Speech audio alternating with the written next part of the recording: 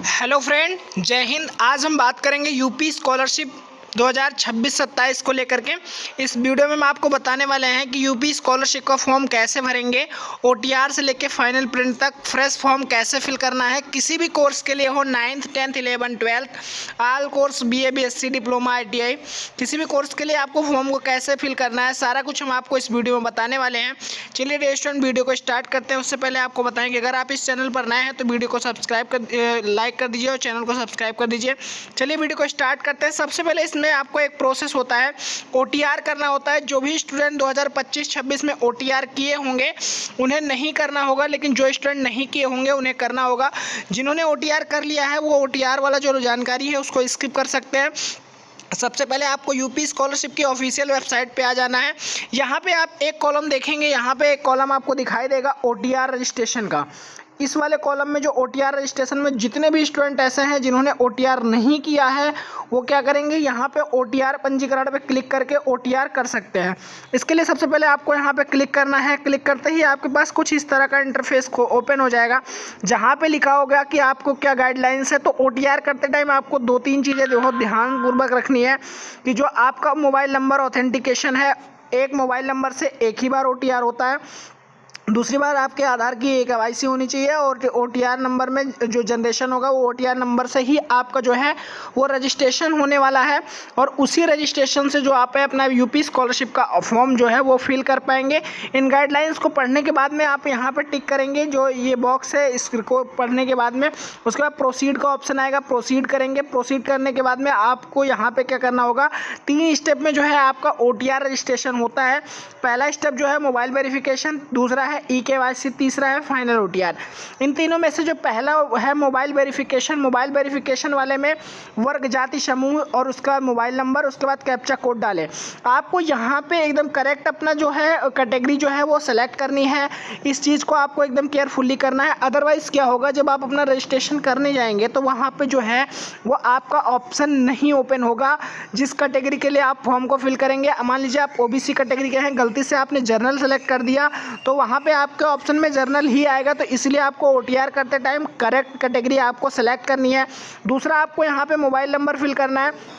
Mobile number fill करते time इस बात का ध्यान देना है कि आप जो मोबाइल नंबर से एक बार ओटीआर कर लेंगे वो मोबाइल नंबर ही आपका ओटीआर में रजिस्ट्रेशन हो जाएगा, उससे दोबारा आपका ओटीआर नहीं होगा। और आप कोशिश करिए कि ओटीआर करते टाइम यहाँ पे उस मोबाइल नंबर को फिल करना है जो आपके आधार कार्ड से लिंक है। उसके बाद में यहाँ पे जनरेट OTP वाले पे क्लिक करेंगे, आपके मोबाइल नंबर पर OTP चली जाएगी। OTP चली जाए उससे पहले मैं आपको बताऊँ कि जो आपके स्कॉलरशिप फॉर्म को फिल करने की डेट है वो अप्लाई हो चुकी है, स्टार्ट हो चुकी है। जो वो 23 जुलाई से स्टार्ट है, 31 और 21 सितंबर तक की है। 9th 10th 11th 12th सारा कुछ आप लोग यहाँ पर देख सकते हैं कि कौन से कैटेगरी के लिए कब फॉर्म फिल होना स्टार्ट हुआ है और कब तक लास्ट डेट है और कब करेक्शन की डेट आएगी। दूसरी बात, बहुत सारे स्टूडेंट पहली बार जब ओटीआर आया था तो उस पर OTP फिल करने के बाद आप दूसरे स्टेप पे आ जाएंगे। लेकिन उससे पहले आपको बताऊं कि जब पहली बार ओटीआर आया था तो यहाँ पे बहुत सारे लोगों को ये डाउट हुआ था कि ओटीआर रजिस्ट्रेशन में करेक्शन होता है कि नहीं। तो देखिए, ओटीआर रजिस्ट्रेशन में करेक्शन होता है, लेकिन जब करेक्शन के लिए पोर्टल ओपन होता है उस टाइम पर होता है। एक बार आप ओटीआर कर देंगे तो उसके बाद में जब आपका करेक्शन का पोर्टल ओपन होगा उसी टाइम ओटीआर आप करेक्ट कर सकते हैं। दूसरी बात, यहाँ पर आप एक ऑप्शन आता है KYC का। KYC वाले नंबर पर यहाँ पर जाएंगे। KYC में आपको अपना आधार नंबर डालना है। आधार नंबर डालने के बाद में यहाँ पे आपको कैप्चा डालना है। कैप्चा डालने के बाद सबमिट करना है। सबमिट करते ही आपके पास कुछ इस तरह का इंटरफेस ओपन हो जाएगा, जहाँ पे आपको अपना अगर आपने अपना डिजिलॉकर पे अकाउंट बना रखा है तो यहाँ पे आपको मोबाइल नंबर, यूजर नंबर या फिर आधार नंबर डाल के नेक्स्ट पे क्लिक कर देना है। मान लीजिए आपने नहीं बनाया तो साइन अप वाले पे क्लिक करके जितना भी प्रोसेस आएगा उसे आप क्लिक करके कर सकते हैं। ओके स्टूडेंट, उसके बाद फिर आप अगर यहाँ पे जाएंगे, यहाँ पे आपकी सारी डिटेल ओपन हो जाएगी। आपको एक बार मैच कर लेना है। मैच करने के बाद वेरीफाई KYC डिटेल्स वाले पे क्लिक करना है। जैसे ही इस पर आप क्लिक करेंगे आपकी जो डिटेल्स है वो वेरीफाई हो जाएगी। यहाँ पे वेरीफाई हो तो आपके जो मोबाइल नंबर होगा उस पर OTP चली जाएगी। यहाँ पर शो करेगा कि आपके किस मोबाइल नंबर के लास्ट 4 डिजिट जो है उसका शो करेगा कि किस पे आपकी OTP गई है। उसके बाद यहाँ पर आपको अपना OTP डाल देना है। अगर OTP आपके मोबाइल नंबर पे नहीं जाती है तो रीजनरेट OTP पे क्लिक करना है। OTP पे यहाँ पे क्लिक करने के बाद वेरीफाई OTP करना है। जो इसके बाद आपका जो है वो OTR नंबर आपके मोबाइल पे यहाँ पे, उसके बाद तीसरे स्टेप पे जाएंगे। तीसरे स्टेप पे जाने के बाद में आपको यहाँ पे अपना फादर्स नेम डालना है, मदर्स नेम डालना है, ईमेल और कैप्चा। देखिए, फादर्स नेम डालते टाइम आपको एक चीज़ का ध्यान देना है कि आपको यहाँ पे अपने पिताजी का वही नाम डालना है जो आपके हाई स्कूल के मार्कशीट में है। अगर आप 9th और 10th में स्कॉलरशिप फॉर्म फिल कर रहे हैं तो आपको यहाँ पे अपने पिताजी का नाम वो डालना है जो आपके 8th के मार्कशीट में। ओके, उसके बाद यहाँ पे सबमिट करना है। सबमिट करते ही आपका OTR नंबर जो है वो जनरेट हो जाएगा। यहाँ पर आपको OTR नंबर दिखाई देगा इतने में। यहाँ पर आपको इसको अपना कॉपी करके या स्क्रीनशॉट ले करके अपने पास सेव कर लेना है। ये तो रहा आपके OTR रजिस्ट्रेशन का प्रोसेस। ओके स्टूडेंट, चलिए दूसरा स्टेप हम आपको बताते हैं कि आप रजिस्ट्रेशन कैसे करेंगे। रजिस्ट्रेशन करने के लिए आपको स्टूडेंट वाले ऑप्शन पे जाना है। स्टूडेंट वाले ऑप्शन पे जाने के बाद में क्लिक करने के बाद में आपके पास 3 तरह का ऑप्शन ओपन होगा, रजिस्ट्रेशन और न्यू लॉगिन फ्रेश और लॉगिन रिन्यूअल। तो आपको न्यू रजिस्ट्रेशन वाले पे क्लिक करना है। जैसे ही आप न्यू रजिस्ट्रेशन वाले पे क्लिक करेंगे आपके पास कुछ इस तरह का इंटरफेस ओपन होगा। यहाँ पर आपको अपना जो है कैटेगरी सेलेक्ट कर लेनी है कि आप किस कैटेगरी के लिए फॉर्म को फिल करना चाहते हैं। ये वाला बॉक्स आपका SC ST के लिए है, दूसरा OBC के लिए है, तीसरा माइनॉरिटी के लिए है। उसके बाद में यहाँ पे नीचे असच्छ पैसे में जो कार्य कर रहे हैं उनके लिए है। तो यहाँ पे अपने आपको यहाँ पे उस पर क्लिक कर लेना है। अगर आप 9th 10th के लिए कर रहे हैं तो जो 9th 10th के स्टूडेंट होते हैं उनके लिए ऑप्शन आता है प्री मैट्रिक का। उसके बाद अगर आप 11th 12th के लिए कर रहे हैं तो यहाँ पे पोस्ट मैट्रिक इंटरमीडिएट। और अगर आप 12th के बाद किसी भी कोर्स के लिए UP स्कॉलरशिप का फॉर्म अप्लाई कर रहे हैं तो post matric other than intermediate. चलिए इसमें से मैं किसी एक पे क्लिक करता हूँ। क्लिक करने के बाद में आपके पास कुछ इस तरह का इंटरफेस ओपन हो जाएगा। यहाँ पे जो आपको OTR नंबर मिला होगा पहले, अगर आपका इससे पहले मिला है तो उसको यहाँ पे फिल कर देना है। अगर ये अभी आपका जनरेट किया है तो उससे मिला है तो यहाँ पे क्लिक कर देना है। क्लिक करने के बाद में आपको सबमिट वाले बटन पे क्लिक करना है। जैसे आप इस पर सबमिट वाले बटन पे क्लिक करेंगे आपके पास कुछ इस तरह का इंटरफेस ओपन हो जाएगा। सारी डिटेल आपकी ओपन हो जाएंगी कि कौन कौन सा फॉर्म यहाँ पे क्या क्या फिल करना है। ठीक है, तो यहाँ पे आप ये देखिए OTR नंबर आपका लिख के आ जाएगा। उसके बाद में यहाँ पे एक चीज़ आपको देखने को मिल जाएगी, आपको डिस्ट्रिक्ट अपना सेलेक्ट करना है। डिस्ट्रिक्ट सेलेक्ट करते टाइम बहुत सारे स्टूडेंट एक गलती करते हैं कि यहाँ पे वो अपना होम डिस्ट्रिक्ट सेलेक्ट करते हैं। मान लीजिए आपका होम डिस्ट्रिक्ट कुछ और है। आप मान लीजिए आपका होम डिस्ट्रिक्ट है अयोध्या और आपने यहाँ पर गलती से आप सहारनपुर में पढ़ाई कर रहे हैं तो यहाँ पर आपने अयोध्या सेलेक्ट कर दिया। फिर आप यहाँ पर अपना कॉलेज ढूंढेंगे तो नहीं मिलेगा। आपको वहाँ पर उस डिस्ट्रिक्ट को सेलेक्ट करना है जिस डिस्ट्रिक्ट में आपका कॉलेज है। उसके बाद में तीसरे वाले ऑप्शन में वर्ग जाति समूह वाले में अपनी कैटेगरी सेलेक्ट करना है। आपकी कैटेगरी ऑटोमेटिक यहाँ पे कुछ चीज़ें फिल हो जाएंगी, जैसे कैटेगरी हो गया, आपका रिलीजन हो गया, मोबाइल नंबर हो गया और माताजी का नाम हो गया, पिताजी का नाम हो गया। फिर यहाँ पे आपको अपना पासवर्ड जनरेट कर लेना। पासवर्ड जनरेट करते टाइम आपको एक चीज़ का ध्यान देना है। मान लीजिए आपका नाम है अमित, तो आपको क्या करना है कि अपने नाम का लेटर लिखना है अमित और उसके बाद में आपको @ या फिर हैशटैग लगाना है। उसके बाद में आपको अपना DOB का लास्ट 4 डिजिट यहाँ पे लास्ट जो आपका ईयर होगा वो यहाँ पे कर देना है अमित @2002। ठीक है, आपको इस तरह से अपना पासवर्ड बनाना है। फिर से मैं आपको एक बार पासवर्ड बनाना बता देता हूँ। पासवर्ड बनाते टाइम आपको एक चीज़ का ध्यान देना है कि आपके नेम का 4 डिजिट अपना ले लीजिएगा। उसके बाद में आप उसमें से किसी एक स्पेशल कैरेक्टर में चाहे आप @ ले लीजिएगा या फिर आप हैशटैग ले लीजिएगा और उसके बाद 4 डिजिट लेनी है। 4 डिजिट में आप 1 2 3 ले सकते हैं या जो भी आपको सही लगे, अपने जो भी आपको प्रेफरेबल हो वो आपको यहाँ पे लेना है। उसके बाद में इन दोनों ऑप्शन में आपको फिल कर देना है।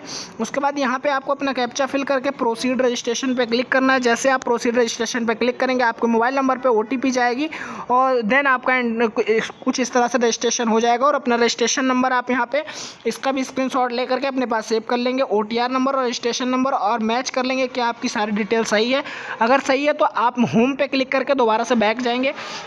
ये तो रहा आपके रजिस्ट्रेशन करने का प्रोसेस। रजिस्ट्रेशन के बाद आपको क्या करना होता है, अपने फॉर्म को अप्लाई करना होता है। पहला स्टेप होता है आपका OTR, दूसरा होता है रजिस्ट्रेशन, तीसरा होता है लॉगिन फ्रेश। अब यहाँ पे लॉगिन फ्रेश के लिए आपको क्या करना है, बैक जाना है। फिर से आपको लॉगिन फ्रेश पे जा करके आपको यहाँ पे जो भी कैटेगरी आपको फिल करनी है, post matric other than intermediate के लिए करना है तो post matric other than inter, pre matric के लिए प्री मैट्रिक, जो भी आपको करना है वहाँ पर क्लिक करने के बाद आप यहाँ पर कुछ इस तरह से पेज ओपन हो जाएगा। यहाँ पर क्या करना है, आपको अपना रजिस्ट्रेशन नंबर फिल करना है, OTR फिल करना है, जो आपको OTR नंबर मिला था, जो आपने पासवर्ड बनाया था उसे फिल करना है। देन आपको यहाँ पे कैप्चा फिल करने के बाद सबमिट वाले बटन पे क्लिक करना है। जैसे आप सबमिट करेंगे आपका जो फॉर्म है कुछ इस तरह से ओपन हो जाएगा। आपका जो फॉर्म है इतने स्टेप में कंप्लीट हो रहा है। यहाँ पे जितने सारे स्टेप दिखा रहे हैं इतने स्टेप में आपका फॉर्म कंप्लीट हो रहा है, जिसमें से आप अपना रजिस्ट्रेशन कर चुके हैं तो ग्रीन टिक हो गया, रजिस्ट्रेशन की स्लिप प्रिंट कर लिया, ग्रीन टिक हो गया, डिजी लॉकर से आपका सत्या वेरिफिकेशन हो गया, जब आपने OTR किया वो भी आपका ग्रीन टिक हो गया। दूसरा आपका फिर उसके बाद चौथा आपका आता है छात्रवृत्ति है तो आवेदन पत्र भरें, आपको इस पर क्लिक करना है।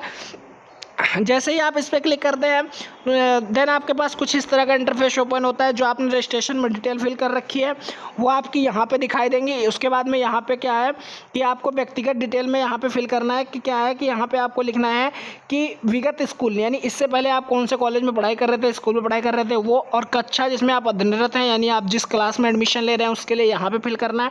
प्रवेश की तिथि, आपने एडमिशन कब लिया, और बोर्ड में पंजीकरण क्रमांक क्या है, मतलब इनरोलमेंट नंबर आप कोशिश करें कि आपको मिल जाए, तो इनरोलमेंट नंबर जरूर भरें। अगर आपको इनरोलमेंट नंबर नहीं मिलता है तो इसके स्थान पे कुछ ना कुछ जरूर भरना है। आप यहाँ पे अपना फीस रसीद नंबर भर सकते हैं, कुछ भी भर सकते हैं, लेकिन फिल होना जरूरी है। बोर्ड का नाम यहाँ पे फिल करना है। अगर आपको टीसी मिला है तो टीसी का नंबर भर देंगे, डेट भर देंगे। अगर नहीं मिला है तो ये आपका कंपलसरी नहीं है कि आपको ये फिल करना ही है, ठीक है। उसके बाद आप किस क्लास, अगर 10th के लिए जिस भी आप पिछली कक्षा में जो उत्तीर्ण है, यहाँ पे लिख के आएगा कि पिछली कक्षा में उत्तीर्ण, उसमें क्या है किस साल में आप पास हुए हैं, उस कॉलेज का क्या नाम था और वो कॉलेज किस पिन कोड पे था, कॉलेज का पिन कोड। उसके बाद में आपको यहाँ पे अपना कैप्चा फिल करना है। देन आपको सारा कुछ पढ़ के यहाँ पे सबमिट वाले पे क्लिक कर देना है। देन आपके पास कुछ इस तरह का इंटरफेस ओपन हो जाएगा कि आपका जो है वो पहला स्टेप जो है आवेदन पूर्ण जो है सफलतापूर्वक भरा गया। देन आपके पास कुछ इस तरह से पेज ओपन हो जाएगा। यहाँ पे देखेंगे तो आपका जो दूसरा वाला ऑप्शन है छात्रवृत्ति है तो आवेदन हेतु भरें, वो क्लिक हो गया। आवेदन पत्र को संशोधित करें का ऑप्शन, जब आपको अपना करेक्शन करना होगा उस टाइम पे आपको अपना ओपन करना होगा। तीसरा आपको आय एवं जाति प्रमाणीकरण हेतु, अब आय एवं जाति प्रमाणीकरण हेतु वाले पे क्लिक करना है। उसके बाद में आपके पास कुछ इस तरह का इंटरफेस ओपन हो जाएगा जहाँ पे आप देख पाएंगे कि आय जाति वेरिफिकेशन के लिए क्या है, आपको क्या फिल करना है, ठीक है। तो यहाँ पे आप अपना मैच कर लेंगे। जैसे ही आय जाति प्रमाणीकरण हेतु, तो पहले आपका आएगा आय प्रमाणीकरण हेतु। अगर आपका जाति प्रमाण पत्र भी है तो जाति वेरिफिकेशन भी करना होगा। अगर आप जनरल कैटेगरी से हैं तो आपको केवल इनकम सर्टिफिकेट का वेरिफिकेशन करना होगा। यहाँ आपकी सारी डिटेल ओपन होके आएंगी, इसको आपको मैच कर लेना। मैच करने के बाद यहाँ पे आपको अपने इनकम सर्टिफिकेट नंबर से जो है वो इनकम सर्टिफिकेट नंबर डाल देना है। उसके बाद उसका क्रमांक नंबर जो है वो डाल देना है। उसके बाद डिटेल डाल के गेट डाटा पे क्लिक करना है। लेकिन मैं इस चीज़ को आपको बताने से पहले एक बात बताऊँ आपको अपना इनकम सर्टिफिकेट जो लगाना है वो अपने पिताजी का इनकम सर्टिफिकेट लगाना है, खुद का इनकम सर्टिफिकेट बनवा के नहीं लगाना है, नहीं तो आपको दिक्कत आगे हो सकती है।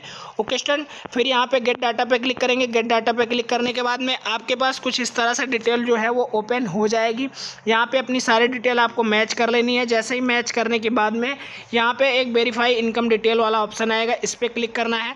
आपका इनकम जो है वो वेरिफिकेशन हो जाएगा। उसके बाद में आपको इसी तरह जो है अपना कास्ट वेरिफिकेशन करना है। यहाँ पे कास्ट का जो है वो आवेदन फॉर्म संख्या और प्रमाण पत्र का क्रमांक डालना है। फिर गेट डाटा पे क्लिक करना है।